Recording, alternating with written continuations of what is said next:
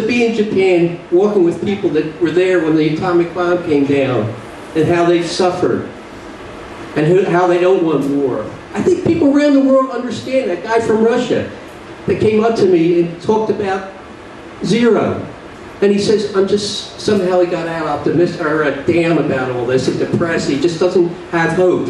And he's not looking at the United States, he's looking at all countries. I think the people of the world understand this, so somehow I don't know how we're going to get it out. So, great, I figured my night's over. I go home, I get a buzz up in the bar at the hotel. I figured that'll get me to sleep, because the night before I couldn't sleep at all. So I had a couple drinks, had a couple sambucas before I went downstairs. So I turned the TV on, flipping through. Governor Kane's on TV, talking. I said, oh, Christ. But of course I had to watch it. Now hear that ass. I mean, I truly, truly hate Governor Kane and Lee Hamilton. I don't want to go into the whole story about Lee Hamilton, what a gatekeeper he is. But that's why he was set up. But Governor Kane in front of, Kane, in front of a group of people, everybody's laughing, and he starts telling a story about 9/11. And this is it's why it's so important for me to speak, to show people what a sham 9/11 Commission was. It truly was a sham, and it should make you angry. But he starts talking, now this was like January 2004. I think I was the only family member, I think I was the only person at this commission hearing. And he starts talking about a fellow from Cuba, an immigrant from Cuba who's, what do you call the customs agent, when the people come in. And he's saying, oh, you know, we had Mr. Perez, he's at the table, and I remember it, like it was yesterday. I remember it because I've talked about this. But I'm hearing him tell this story. What a great man. And I remember the guy got an ovation. But he had some guy come through customs, and they asked certain questions. How much money do you have? About $1,000? I don't know, not even that. How long are you staying here? A year. What's your job then? So I don't have a job yet. So he keeps talking to him, and a good customs agent said, well, please, we can't let you in the country. And I remember the conversation. So he said, well, my friend's upstairs. Well, here was supposedly Ada, who was the flyer of the first plane, supposedly. But he didn't call him. Okay? So I remember it, and you know, Kane was saying, he said, this guy probably stopped the 20th hijacker. Maybe he was the guy, if they had the 20th hijacker, then 93 would have gone into the White House, flown into the White House. I said, what the fuck's he talking about? But, now I remember the conversation, like it was yesterday. He cuts it off. Everybody gives him a hand, and here it makes me feel all good because of that customs agent. And I remember that, the commissioners, they were so happy with the guy. But then one commissioner asked Perez. Now, of course, King didn't say that. So King didn't say that. He didn't give it in his speech. But I think it was Romer asked Perez, why did you stop this guy from coming in, and the other custom agents didn't? And his answer was, because we were told by the State Department to leave the swords alone. Okay? Well, that's a big thing. Now, I remember being at the commission hearing. And if you're doing an investigation, what would your next question be if you were Romer? Who in the State Department then told him to not let the swords go? Now, this stuff happened. So, but anyway, here's Governor Kane. So then you hear afterwards, well, he's trying to set up a program where he goes into high school and is starting an educational program for kids. This is the shit that's going to get into the high school. They'll hear the story of that and make me feel good story about what Perez did, but then they leave that out. That if they had an investigation, the same thing about the swords leaving this country 2 days later at the hearings.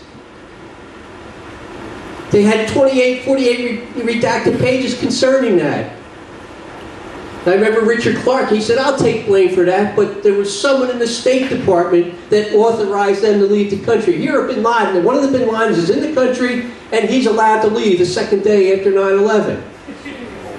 So if you're a commissioner, and someone in the State Department did this, what would your first thing be? Well, find out who the hell in the State Department allowed these people to leave. Of course that's what an investigation's about. No, that didn't happen. This is what the whole 9/11 Commission report was all about. It went on and on and on. Same thing with the Warren Commission. Well, exactly. Hey, the commission, they set up a commission in 1900. Okay, I'm just going to take one more minute. In 1900. About the sinking of, or 1899, about the sinking of the Maine. That was a commission.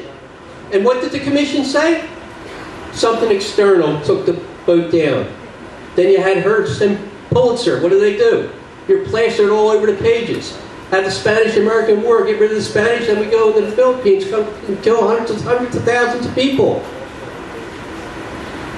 Pearl Harbor had a commission. The Warren Report. These people are all pigs. They will, and going back to what I was asked about Pearl Harbor, the nation. The nation is more important. The politician will not succumb to putting blame on them. I guarantee with 9/11 it'll eventually come. You got the patsies of Pakistan, you got the patsies of Saudi Arabia, Israel. They're going to push it back that. That's why the information about Muhammad Ahmad and Ammar Shaikh sending $100,000. To me, it just confuses everyone. That's why I'll say, hey, I don't really care about these other countries. Because if I start talking about Muhammad Ahmad and Ammar Shaikh to my next door neighbor, he just falls asleep. I just tell him, keep it simple. And I told my son, first of all, obviously we had no idea. FBI said we could not convict Osama bin Laden. Secondly, we had no proof that there were Arabs on the planes. So why should we even go any further? Who the hell killed my son? Well, I've done the investigating. I've spent every day of my life since 2001. I was at all the 9/11 Commission hearings. My opinion, and I think I could, if you gave me, you don't have to have beyond a reasonable doubt. Although they will always give you that. Can you prove? I've gotten that a lot of times on TV. Can you prove beyond a reasonable doubt the United States? But I'll tell you what, give me 12 people and let me speak to them for a few days. I guarantee that they will say, yeah, I think our government, I don't give a shit who it is in the government. All the 9/11 commissioners, they should be going to jail. All our politicians should go to jail.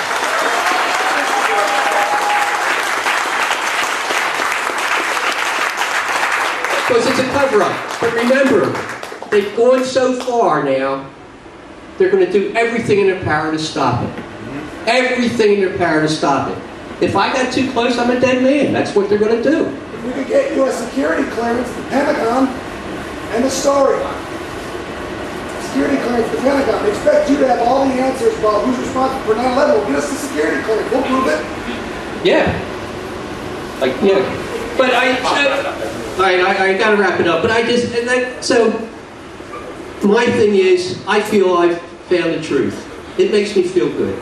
And with the truth, I become a more informed person. That's why I do so much time spending studying history. I want to write a book. My main thing is I want to leave to all my relatives. So the kids grow up, they're going to have a book, and when their idiot teachers come up to 9/11 and tell the kids about the story of 9/11, I hope my grandchildren, my sister's children will stand up and say, well, teach, you're an effing liar. And